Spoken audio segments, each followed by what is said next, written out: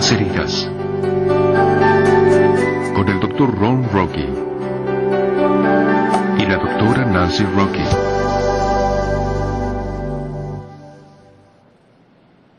Bienvenidos. Estamos tan felices de que hayan decidido acompañarnos en 22 sesiones de Sanando las Heridas, un programa de recuperación. Deberíamos decirles quiénes somos. Soy Nancy. Y yo soy Ron. Nuestro apellido es Rocky. Somos consejeros psicológicos. Y nuestro trabajo ha sido ayudar a las personas a descubrir las causas de las dificultades en sus vidas que aparentan dañar y destruir sus relaciones e incluso sus carreras. Y muchos de nosotros tuvimos problemas en nuestros matrimonios, especialmente Nancy y yo. Eso es porque Nancy tenía problemas que debíamos solucionar cuando nos casamos. Cariño, es cierto, los tenía. Pero la verdad es que tú también los tenías. ¿De veras? Así es. Pero sé que como eres hombre, quieres reparar todo y ayudar a los demás, en especial a tu esposa. Pero este programa de recuperación no es acerca de reparar a otra persona. Es acerca de verse al espejo. Es acerca de descubrir quién eres tú. Es una mirada profunda a tus comienzos, tus pensamientos, tus sentimientos y tus conductas que surgieron de los primeros 7 años de tu vida. Ese periodo de tiempo en que construías tu carácter. Construías a la persona que eres ahora. Queremos que sepas algo, desde el principio. Y eso es que si permites que te enseñen, puedes recibir ayuda. Aguarda un minuto. ¿Estamos diciéndoles que pueden recibir ayuda sin importar lo mal que estén? ¿Eso es correcto? Pues es cierto, porque cuando te detienes a ver cómo... Ten cuidado, sé lo que vas a decir. Ibas a decir... Cuando ves qué mal que estaba yo, ¿cierto? Pues no quería hablar de eso. Ajá, pero ibas a hacerlo. Y la Por verdad... poco lo digo, sí. Y la verdad es que a pesar de nuestros comienzos y de nuestras conductas, necesitamos un espíritu que pueda aprender. Decimos que si una persona permite que se le enseñe, puede recibir ayuda. Y esa es una gran clave. Si lo permitimos, nos ayudará. Cuando comiencen a comprender de dónde venimos y el trauma que tuvimos en los primeros 12 o 15 años de nuestro matrimonio y lo que tenemos ahora, verán al transitar por este curso que ustedes también pueden recibir ayuda aun si no tienen grandes problemas como nosotros, si solo desean una mejor vida. Y descubrirán cuáles eran nuestros mayores problemas, incluso en esta lección. Queremos que sepan que son como un explorador cuando comienzan este viaje. Cuando Cristóbal Colón subió a uno de sus barcos y se dirigió al otro lado del océano, tenía un objetivo en mente. Tenía que alcanzar un destino. Ustedes también tienen un objetivo, la recuperación. Entonces también debemos descubrir algo, ¿cierto? Eso es correcto. Necesitamos descubrir la verdad acerca de nosotros. Necesitamos reconocer los comienzos que tuvimos y luego comprender cómo esos comienzos orquestaron quienes somos ahora. Pues una cosa que descubrimos muy al comienzo de nuestro matrimonio fue que tú eras el principal problema con el que yo debía lidiar, porque todo lo que hacías me enfadaba. Entonces descubrí que tú eras mi problema. Pues creíste que lo habías descubierto.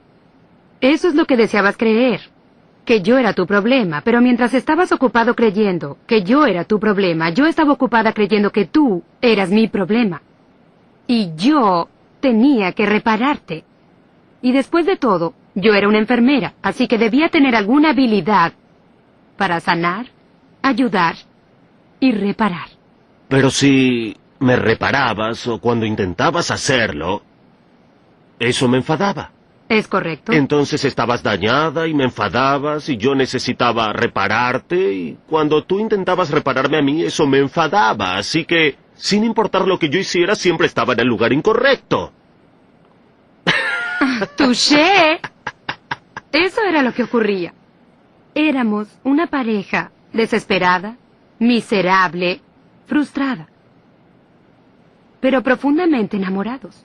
Pero yo no podía congeniar contigo. Y yo no lograba No podía. congeniar contigo, porque cada vez que volteabas y parpadeabas, él está equivocado. Tú hablabas mal, respirabas mal. De hecho, incluso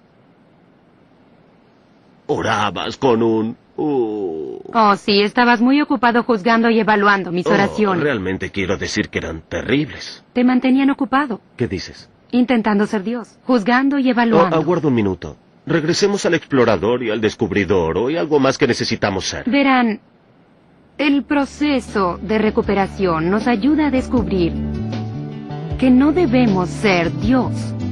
No debemos ser jueces y jurado. Solo podemos ser quien Dios nos hizo. Un ser humano hermoso y tierno. Es genial. Sí, es un pensamiento hermoso. Pues en el proceso de explorar y descubrir, terminaremos por ser como Cristóbal Colón, un conquistador. Habremos explorado, habremos descubierto, y al final conquistaremos al aplicar las herramientas que aprenderemos en este curso para repararnos a nosotros mismos, no a las demás personas. Es entonces cuando realmente conquistamos. Ya veo, bien. Esa es la verdad. Bien, ¿cuáles son los componentes que debes recibir para tu mayor beneficio de este curso? Bien, hicimos estos videos, eso es obvio, estás viendo uno. Y esos videos están diseñados para darte instrucciones verbales y algo de entrenamiento. Y para este proceso también tienes un cuaderno de tareas que debería estar en tu escritorio o tu falda ahora mismo. Y ese cuaderno de tareas tendrá ejercicios que te alentarán a ver en lo profundo de ti mismo, donde está la verdad de tus comienzos. Y entonces también tienes un proceso, porque estás en un grupo. Hay otros allí como tú, que traen su historia y su dolor al grupo. Y compartir con el grupo te ayudará a aprender no solo acerca de los demás participantes del grupo, sino también acerca de ti. Verás que si alguien comparte su verdad, en ocasiones pensarás, ajá, sobre ti mismo. Y también están las tareas para el hogar. A nadie le agradan las tareas para el hogar, pero tienen un propósito.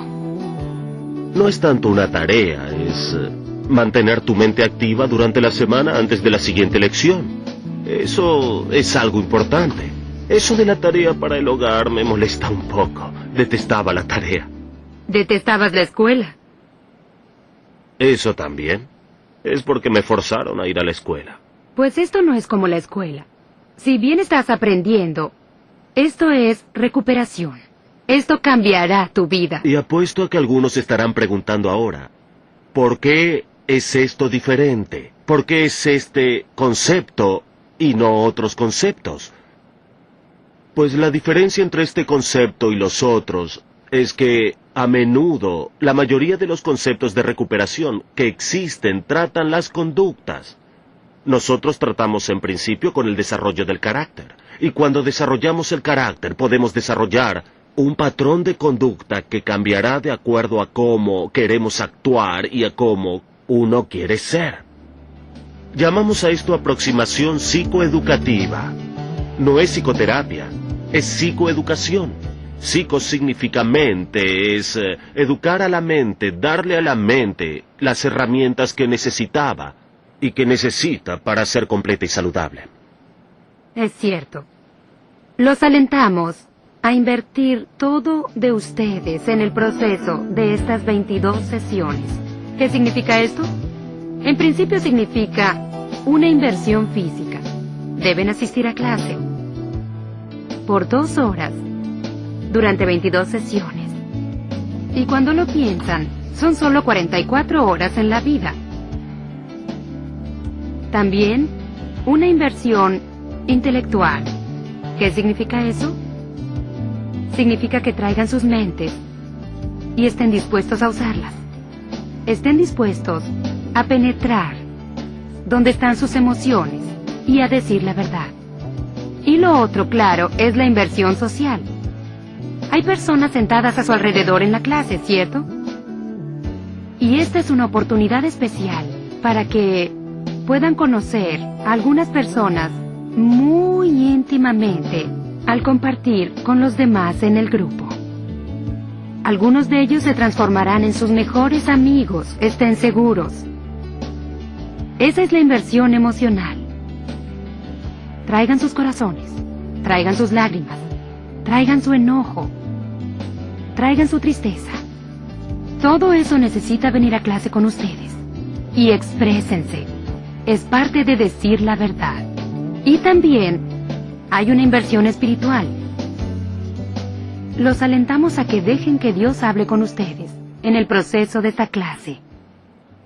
Él tiene algunas cosas que decirles sobre lo que ustedes valen.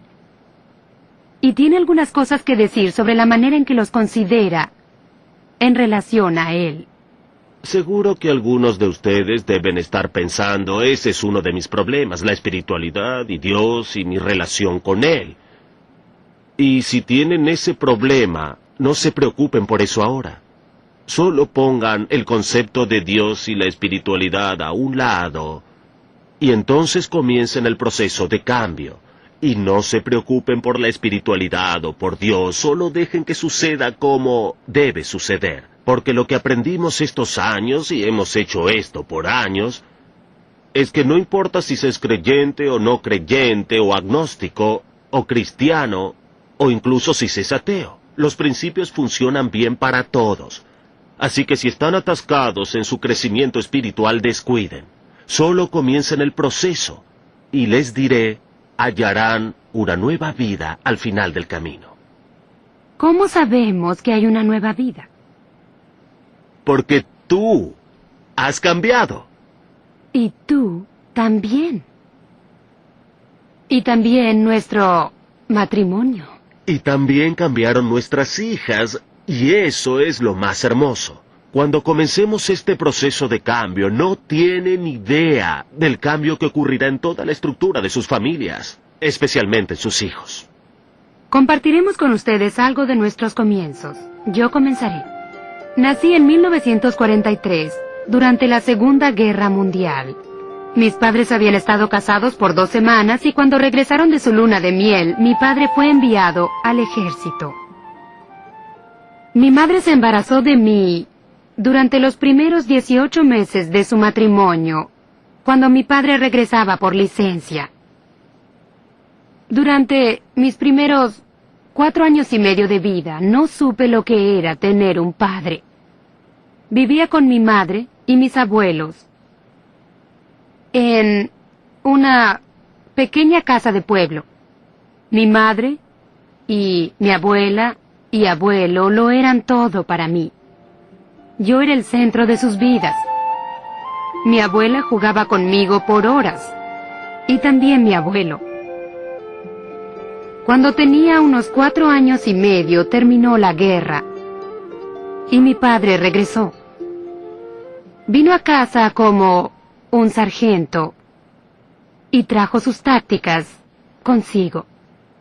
Y mi vida cambió dramáticamente. En 48 horas, nos habíamos mudado lejos de mis abuelos, mi lugar seguro, a un apartamento propio, con un hombre que sí era mi padre, pero para mí era un extraño.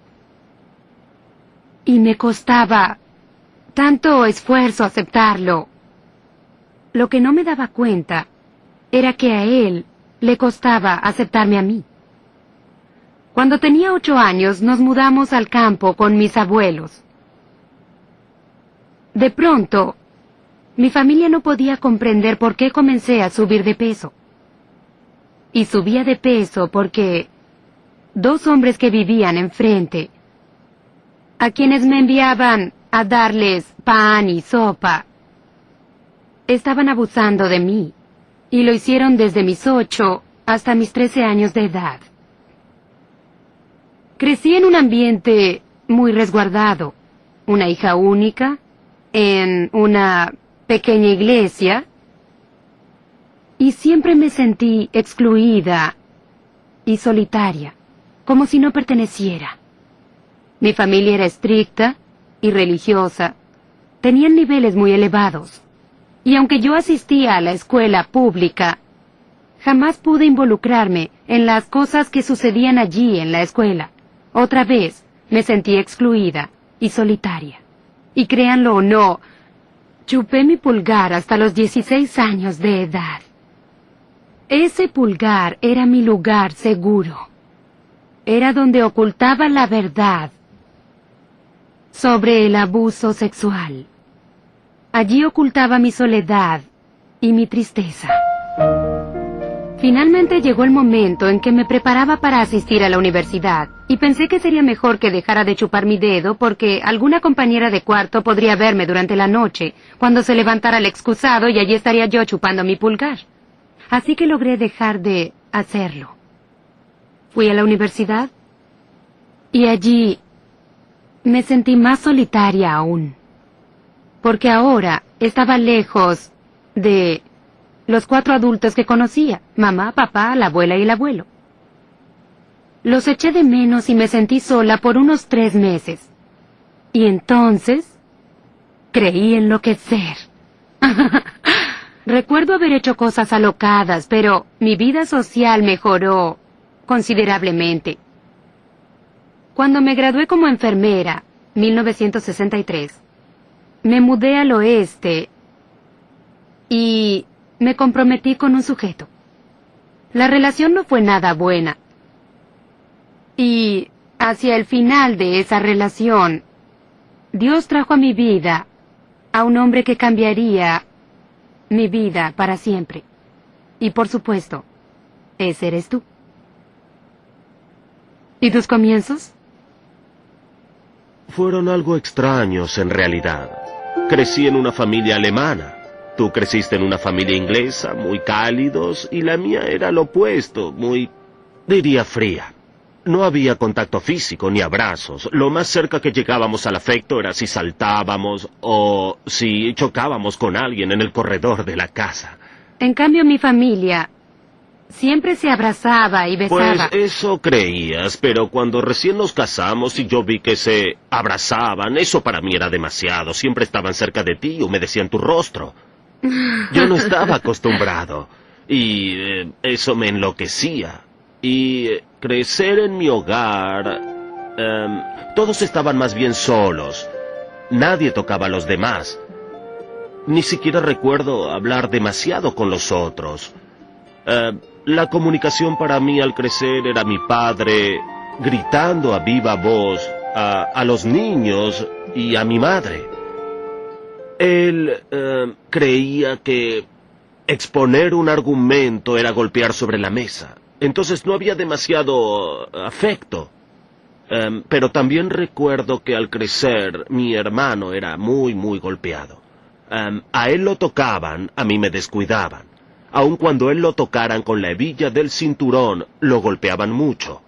Y cuando él tenía 16 o 17 años, le pregunté a mi padre, ¿por qué lo golpeabas a George y a mí no? Me respondió, sabes, intenté aleccionarlo con mis golpes, pero no funcionó, así que intenté lo opuesto contigo. Y lo que él no sabía, y yo no supe hasta hace algunos años en la universidad, es que la falta de contacto o también el abuso de contacto causan el mismo efecto en un niño. Entonces yo tuve el mismo efecto que mi hermano, pero no lo sabía. De hecho, en realidad era más difícil para mí. Una de las cosas que aprendí creciendo muy deprisa es que una manera de obtener atención es haciendo algo malo. Porque jamás obtuve atención haciendo algo bueno. Fui niño explorador por un largo tiempo y muchas otras cosas, intentando que mi madre y mi padre se conectaran conmigo y tuvieran algún punto en común conmigo. Y nada funcionó. Pero una cosa que descubrí era que cuando hacía algo malo, sí que obtenía su atención. Y al menos así lograba que me tocaran. No tanto mi padre y mi madre. Mi madre me tomaba por el cabello y me llevaba por el corredor, pero en la escuela, allí lograba mucho contacto. En esos días el castigo corporal era la norma. Solían romper paletas en mi trasero. Recuerdo a uno de mis maestros de educación física venir por detrás de mí, golpearme con una paleta, y yo volteé y le dije, si yo no pudiera golpear más fuerte que eso, renunciaría. Solo para hacer que se enfadara conmigo. Y al enfadarse me golpearía más y con eso al menos tendría contacto. Eso era lo que me importaba. Al menos me sentía vivo. ¿Qué clase de castigo o recompensa obtuviste cuando incendiaste el garaje a los 5 años? No recuerdo eso. Recuerdo el garaje quemándose, pero no recuerdo nada más que eso. Tu respuesta. Sé que hubo decepción en mi hogar, pero no lo recuerdo. De hecho, deberías preguntarle a mi hermana sobre eso. Claro. ¿Qué edad tenías cuando comenzaste a meterte en verdaderos problemas con la ley y con el alcohol? Unos 5 o 6 años cuando estuve en problemas con la ley, 7 u 8 con el alcohol y más tarde las otras cosas se sucedieron. Entonces, para los 10 años, ¿ya bebías mucho? Sí, oh sí, muchas otras cosas que sucedían en las canteras. Mis amigos y yo nos excedíamos. Yo fabricaba bombas, hacía mi propia pólvora de la nada y volaba todo lo que encontraba. Parece que eras un niño con mucha ira. Mucha. Toda mi vida he tenido mucha ira. Casi toda mi vida he tenido mucha furia. Como al principio de nuestro matrimonio. Yo fantaseaba mucho con hacer grandes bombas y algunas de esas cosas que se oyen hoy de la juventud. Esa era mi norma de pensamiento y esos pensamientos surgen de grandes problemas de rechazo. Sí. Y entonces cuando eras adolescente ya eras un niño en problemas. Eso es. Recuerdo haber tenido muchos problemas con la ley y recuerdo cuando mi padre murió. Eso fue algo muy duro para mí, porque por primera vez en mi vida estaba acercándome a mi padre. Y por primera vez cuando le dije esto a Nancy, ella se rió de mí, porque dijo, ¿quieres decirme que tu padre te permitió regresar del trabajo conduciendo su auto y eso significaba acercarte a él? Absolutamente, lo aseguro. Estábamos sentados a medio metro de distancia. Eso es estar cerca. Y de veras sentía que estaba acercándome a él. Y luego murió esa semana. Y eso me enloqueció. No solo eso, sino que murió en mis brazos con todo mi entrenamiento de niño explorador. No pude revivirlo. Y recuerdo al día siguiente cuando salí del teatro, fui al cine y miré en el periódico para ver si mi padre realmente había muerto y había muerto. Stanley C. Rocky murió de un ataque cardíaco. Y en ese momento le pedí a Dios, si eres real, te pido que hagas una cosa y solo una cosa por mí. Que lleves a mi padre al cielo y yo tomaré su lugar en el infierno. Y luego me aseguré de que yo iría al infierno. Salí de ese sitio donde estaba ocultándome leyendo el periódico a los 16 años y comencé a ganarme el lugar en el infierno. ¿Y lo hiciste cómo? Metiéndome en muchos problemas. Toda clase de cosas. Se las contaré más adelante. ¿Y esos problemas te llevaron a...? Prisión. Y allí nos conocimos. No en prisión, sino el día que saliste a la corte. Sí. Milwaukee, Wisconsin, 30 de noviembre de 1964. Jamás lo olvidaré. Sonaron campanas en mi cabeza y mi corazón latía en mi pecho. Cuando conocí a este alto y delgado, joven de cabello corto, de pie frente al juez. Y creí haber conocido al señor Romeo, mi vida. Y lo interesante es que conociste a tu pareja. Sí. Conocí a mi pareja. Y recuerdo haber visitado a mi madre unos 40 minutos después de que me liberaran. Y recuerdo sentarme con mi madre después de presentarte, y mientras tú te marchabas pasé algunos minutos más con mi madre allí en su lugar de trabajo. Recuerdo haberle dicho: Ma, me casaré con esta muchacha. Y mi madre dijo: la conociste hace solo 45 minutos, no importa, con ella voy a casarme. Lo supe desde el comienzo. Y creíamos que porque teníamos amor, o lo que creíamos que era amor, que eso era todo. Pues no era todo. Necesitábamos una licencia. Sí, y yo la compré por $2. Eso Tomamos... es porque yo no llevaba dinero conmigo. Dilo cómo sucedió. Tomamos todo tu bagaje del pasado y todo mi bagaje del pasado. E íbamos a ponerlo todo junto porque teníamos una licencia para casarnos y haríamos que funcionara. ¿Hay algo de malo en eso? Sí, había algo muy malo en eso. No funcionó. Y tampoco funciona para la mayoría de ustedes. Hay problemas en sus vidas y en sus matrimonios, ¿no es cierto? Y este programa de recuperación trata de lidiar con ellos, y no trata sobre ver a sus parejas y examinar sus faltas y sus debilidades. De hecho, se trata de mirarnos en el espejo. De hecho, eso es lo que la Biblia dice en Mateo. Quita la viga de tu propio ojo primero, y luego la astilla. Y eso es lo que siempre intenté decirte. ¿Qué intentabas decirme, cariño? Quita la viga de tu propio ojo antes de comenzar a trabajar con mis astillas. ¿No es sorprendente cómo podemos cambiar incluso las palabras de la Biblia para que ellas se Es puedan adaptar a nuestras necesidades? Ahora, lo sorprendente de esto es que han comenzado un proceso hoy.